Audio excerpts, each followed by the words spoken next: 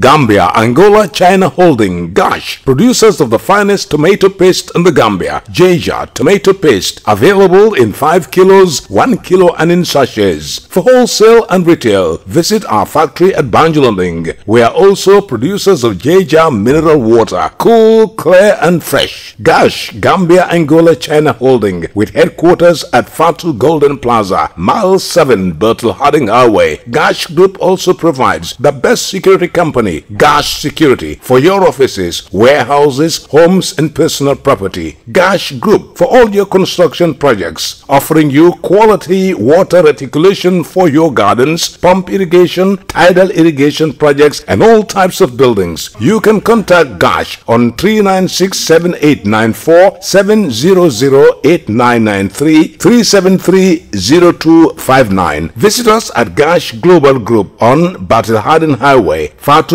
Golden Plaza. Our website www.gashglobal.com. Gambia, Angola, China Holding, GASH. Yunus English School. For quality and affordable education, look no further. Yunus English School has what you've been looking for. Yunus English School is a leading institution in the Gambia with nursery, lower basic, upper basic and senior secondary education with magnificent teaching and learning facilities. Yunus English School has highly qualified and experienced teaching staff preparing students for university and beyond. Yunus English School is an institution with distinct academic excellence, and the school operates not only in the usual 5 days a week but 6 days a week, Mondays to Saturdays, breaking a remarkable record on credit hour coverage for all our students. Contact Yunus English School today to register your children on 77814443 or 7070091 or still on 9249426. Better still, you can email yunusenglish@yahoo.com. At Yunus English School, excellence is a priority without compromise.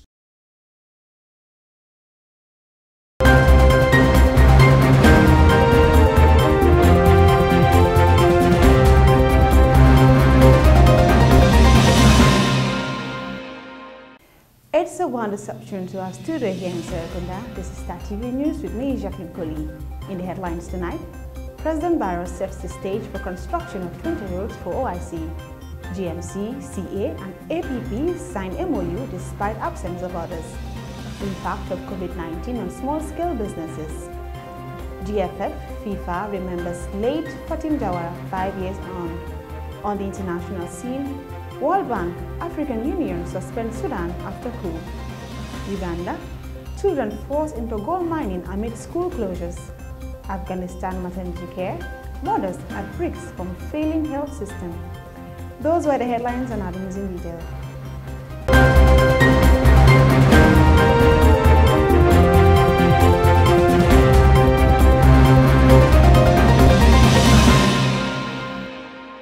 President Barrow has set the stage for the construction of roads in the Kanifing municipality and West Coast region as the Gambia prepares to host the next OIC summit. The president on Wednesday did a symbolic laying of the foundation stone for 20 new roads in the 2 populous local government areas. The event was held in Brufut and was witnessed by high-profile personalities and ordinary Gambians. Omar Tunkara witnessed it and he prepared this report. The colorful ceremony was held at Brufut Stars football field, and it is hoped that the 20 new roads would greatly improve the quality of lives for thousands in these 2 densely populated areas. The project for the 20 new roads has been in the pipeline since the past dispensation, but has been accelerated in the past months as the Barrow-led administration prepares the ground for a successful OIC summit in the Gambia next year. Arab Fund for Development is giving the financial backing for the implementation of these roads at the tune of $50 million, and the expectation is that once complete, they would live up to the wishes and aspirations of Gambians.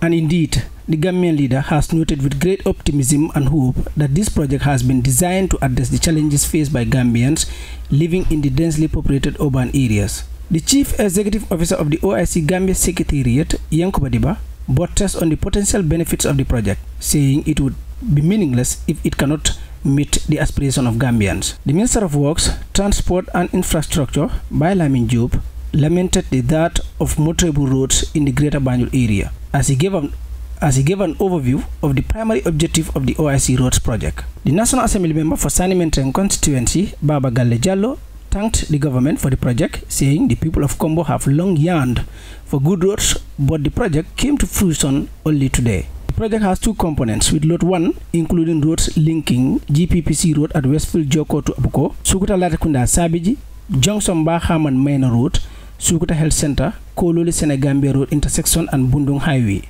Lot 2 meanwhile consists of Brufut Tuba Senchaba to Kersering, Sukuta Wulinkama, Brufut Ghana Town, Sukuta Wulinkama to Brufut Ghana Town roads, among others. Omar Tunkara, Star TV News. After 9 months of public engagements and behind-the-scenes consultations among some political parties for a united opposition front for the 2021 poll, an MOU has now been signed by little less than expected. More with Dado Cham. Currently, the IEC has nearly 20 political parties on its register, but hopes were raised that the opposition will not go to the elections fragmented after the Citizens Alliance initiated coalition negotiations.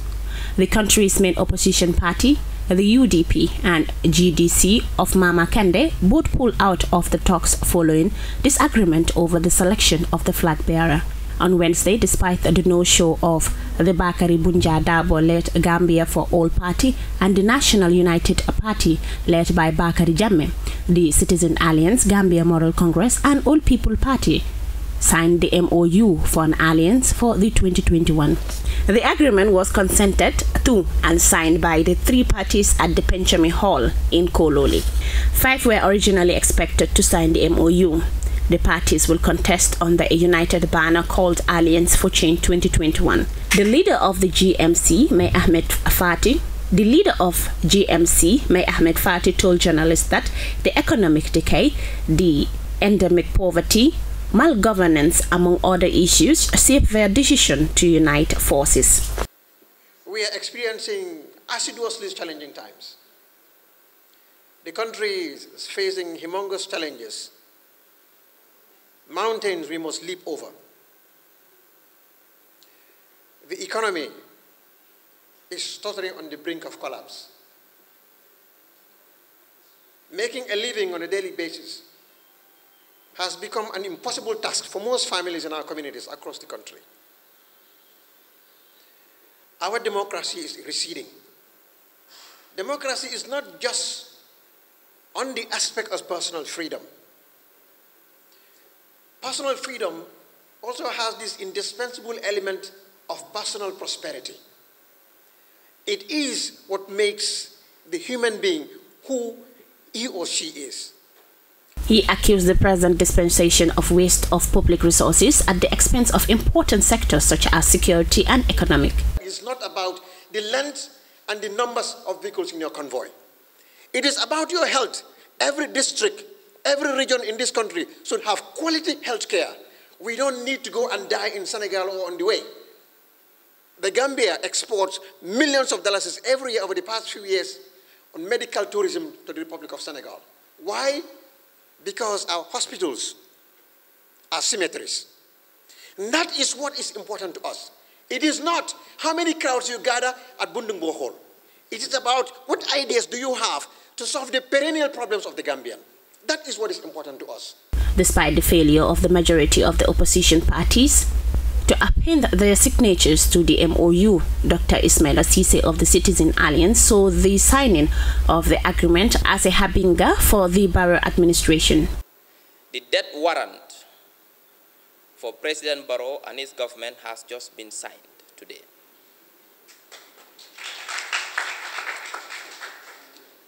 The framework that will lay the foundations for unprecedented socio-economic and inclusive prosperity has just been signed today. It has been a very difficult task. You see, our political system is not designed to accommodate for grand coalitions of the type that we envisage or that we desire. One of the signatories to the MOU, Dr. Bai Ibrahim Jan, expressed delight in the signing of the MOU as he declared his full support for the Alliance for Change 2021. Meanwhile, Coalition for Change 2021 will soon unveil its flag bearer. Reporting for Star TV News, I am Dada Cham. The economic impact of COVID-19 is still felt by women-owned small-scale businesses almost 2 years after the first case was registered in the Gambia. Our reporter Hadi M. Jaju spoke to some women vendors at the Serekunda market.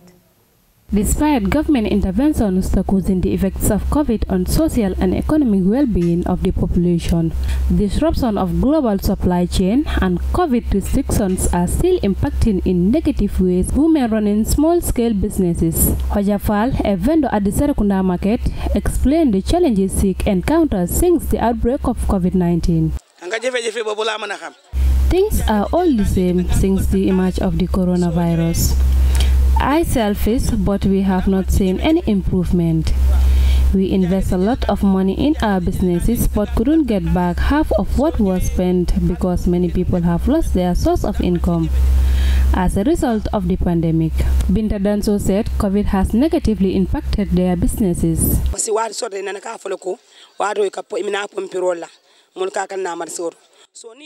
It has even reached a point we were being restricted from coming to the market on grounds of fumigating the market due to the outbreak. Danso further explained that their sales at the market account for the greater part of their income and that they can't be dependent to their husbands. Fatu Jam sells vegetables but said many businesses were either badly affected or ruined by COVID. She said COVID has reduced her from a somehow successful businesswoman to someone struggling on daily basis to sell as it takes days before her wares will sell off. She blamed the restrictions placed on public gathering and businesses as some of the key factors that led to the collapse of most businesses. Reporting for Star TV News, I am Hadi Jajo. Activities marking the tragic death of the former goalkeeper of the Gambia senior side, Fatim Jawara, have taken place on Wednesday, 5 years on. Fatim Jawara perished in the Mediterranean Sea in October of 2016 as she attempted to cross to Europe by boat. The Gambia Football Federation and the World Football Governing Body, the FIFA, on Wednesday remembered the late Fatim Jawara, who was part of the Gambian team that made history in the 2012 Women's World Cup in Azerbaijan. More in this report. As part of the commemoration, GFF and FIFA brought under one roof young people in sports to raise their awareness of the perils of irregular migration. GFF stated that the whole idea is to host Fatim Jawara Day on 27 October each year by staging activities such as gala march and press conferences to discourage others from embarking on irregular journey to Europe. This is the first time the GFF is remembering Fatim Jawara 5 years on. The third vice president of the Gambia Football Federation, Langtombong Tamba, said the initiative came from FIFA to celebrate the late Fatim, considering her accomplishments. This is against the background that we have got recognition from FIFA to honor and remember this lady because of the good work that she has done when she was with us. And this is a great pride for the Gambia Football Federation to be accorded this accolade of remembering Fatim. The president of the Gambia Football Federation, Lamin Kababajo, revealed that his federation and FIFA have decided to work on a social initiative that aims at supporting young female players in the Gambia in terms of empowerment and the fight against illegal migration. I would also like to inform you that the Federation International de Football Association, the FIFA, alongside the Gambia Football Federation, have decided, thanks to the commitment of the General Secretary of the FIFA, Madam Fatim Samora Diouf, to work on a social initiative that aims at supporting young female football players in the Gambia in terms of empowerment and fight against illegal migration. Madam Samora is well known as the first female General Secretary ever of FIFA, but also for her long experience in the United Nations system and her commitment to women development, empowerment, and success. Basiru Jawara, a brother to the deceased, explained that Fatim Jawara embarked on the journey without the knowledge or consent of her parents, saying it's unfortunate that she met her untimely death because she had a promising future both in football and in life. Jacqueline Coley for Star TV News. Those were the local stories. The international news will come up soon after the short break. Stay tuned. Gambia, Angola, China Holding, Gosh, producers of the finest tomato paste in the Gambia. Jawara tomato paste, available in 5 kilos, 1 kilo and in sachets. For wholesale and retail, visit our factory at Banjulunding. We are also producers of Jawara mineral water, cool, clear and fresh. Gosh, Gambia, Angola, China Holding, with headquarters at Fatu Golden Plaza, Mile 7, Bertel Harding Highway. Gosh Group also provides the best security company, Gosh Security, for your offices, warehouses, homes and personal property. Gosh Group for all your construction projects, offering you quality water reticulation for your gardens, pump irrigation, tidal irrigation projects and all types of buildings. You can contact Gosh on 396-7894, 700-8993, 373-0259. Visit us at Gosh Global Group on Bertel Harding Highway, Fatu Golden Plaza. Our website www.goshglobal.com. Gambia, Angola, China Holding, Gosh. Welcome back after the short break, and now on the international news. In Sudan's capital Khartoum, protesters have called for a general strike and civil disobedience. State oil workers, doctors, businesses and other sectors have responded to that call. Meanwhile, the African Union has suspended Sudan's membership and the World Bank has put aid on hold. Al Jazeera's Hiba Morgan reports from Khartoum, Sudan. These roadblocks on the streets and neighborhoods around Sudan's capital Khartoum are now a common sight. Once used to keep out security forces during anti-government protests against then-President Omar al-Bashir in 2019, they've become a symbol of rejection of Monday's military coup.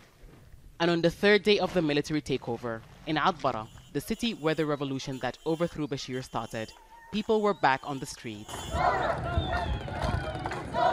In Khartoum, protesters have called for a general strike and civil disobedience. State oil workers, doctors, businesses and other sectors have responded to that call.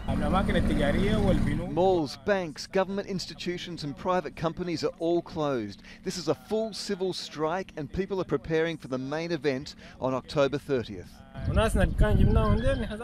These people were elected because we saw that they had the know-how, but the military didn't give them the space to do their jobs. Right now, because the military has power, they have halted the path and taken us back to square one, but that doesn't work for us. This is why it's better than Al-Burhan reverses his decisions. The coup has already had an economic and political impact on Sudan.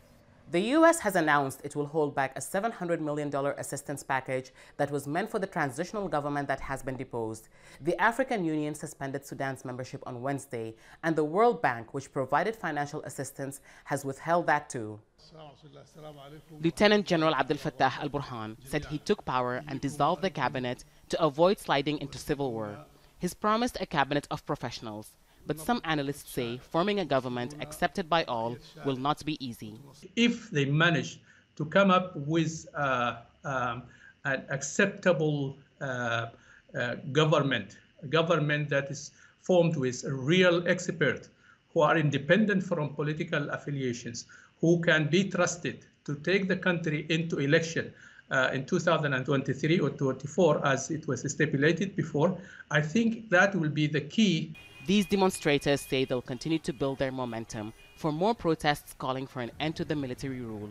Several people have been killed since the coup on Monday and many more injured, but protesters say they'll go on until their aims are achieved. Hiba Morgan, Al Jazeera, Khartoum. Schools in Uganda have been closed for more than a year and a half because of the coronavirus pandemic. That is longer than anywhere else in the world, according to the United Nations. In the absence of education, some children say their only option now is to dig for gold mines. Al Jazeera's Victoria Getimbar reports. At the Mowero mine in eastern Uganda, 17-year-old Mateus is digging for gold. He says if he doesn't find any, he doesn't get paid. If you come back again, you try another chance. If you have not got, again you go back home. Now sometimes you get little money like 20, 10,000. 10,000 Ugandan shillings is the equivalent of around $2.80. Schools in Uganda have been closed since March 2020, shortly after the first case of COVID-19 was confirmed on the African continent. Some classes reopened in February this year but shut down again 4 months later as the country faced a surge in infections. When COVID came in, schools were closed, other activities got closed. It forced youths to come in and involve in this activity, to get some money for survival. It also forced younger children because they had nothing to do. The UN says Uganda is now the only country in Africa where schools remain closed. 16-year-old Annette worries she'll never catch up on the schoolwork she's missed. Staying at home sometimes, you cannot have a morale to read books, and you can just sometimes just forget what they taught you at school. The government says they'll reopen schools when more than 5 million of the country's 44 million people are fully vaccinated. So far, only 700,000 have been. This lockdown is expected to last until early next year, which means more children in Uganda will miss out on one of the most important part of their lives, education. Victoria Gatenby, Al Jazeera. The lives of pregnant women in Afghanistan are increasingly at risk. The World Health Organization says the country's health system is on the brink of collapse. Infant mortality rates had been dropping for decades, but now an economic crisis is putting mothers and their babies in a precarious position. Al Jazeera's Charlotte Baylis reports from the Afghan capital, Kabul. Naseem Gul is 20 years old and this is her first baby. She's just 3 hours old and will be named by the family when she goes home, likely later tonight. In this maternity ward in western Kabul, there are 4 new mothers, all younger than 25. 2 midwives and a doctor deliver an average of 15 babies here each day. Last year, they delivered 5 times that, with 10 times more staff, thanks to support from the humanitarian organisation Doctors Without Borders. But ISIL attacked the hospital in May 2020, bombing, then storming the compound. 24 people were killed, including 2 newborns. Soon after, Doctors Without Borders left, with its staff, medicine and funding. The Afghan government never filled the void. These rooms used to be full, with sometimes 2 women to a bed. But after Doctors Without Borders left, they couldn't provide for the dozens of pregnant women showing up here every day. Now they refer them to other clinics. For the few women they can accommodate, they offer love, advice and tabs of paracetamol. They say even that will run out next month. And the remaining staff have become volunteers as the Taliban struggles with cash flow. Last 3 months, when Taliban come, there is no salary, no money. We work here for free. There are 37 public maternity clinics in Afghanistan. Many say they lacked funding and support long before the Taliban came to power. We need a 100-bed children's hospital and professional medical staff to significantly reduce maternal and newborn deaths. 2 months into his new job as Deputy Health Minister, Dr. Abdul Bari Omar says everything comes down to money. He is asking for the United States to unfreeze Afghan funds held in banks there and for aid organizations to return. I am calling upon the international aid organizations not to leave the Afghan people alone. They should fulfill their promises. The Afghan people need their help. The Taliban has a very open policy in this regard. We don't want the health sector to be political. Shortly after our interview, the room went dark, a power cut. The hospital is also plagued by them. There's not enough money to fuel their generators. The barren hallways still welcome new life, but doctors wonder how much longer they can last and what it will mean if the lights go out for good. Charlotte Baylis, Al Jazeera, Kabul. And before we end the news, a recap of our main headlines. President Barrow sets the stage for construction of 20 roads for OIC. GMC, CA and APP signed MOU despite absence of others. Impact of COVID-19 on small-scale businesses. GFF, FIFA remembers late Fatim Jawara 5 years on the international scene. World Bank, African Union suspend Sudan after coup. Uganda, children forced into gold mining amid school closures. Afghanistan maternity care, mothers at risk from failing health system. That's all for this edition of the news. Do join us tomorrow for more news. Please stay tuned and enjoy the rest of our programs. Thanks for watching and bye for now.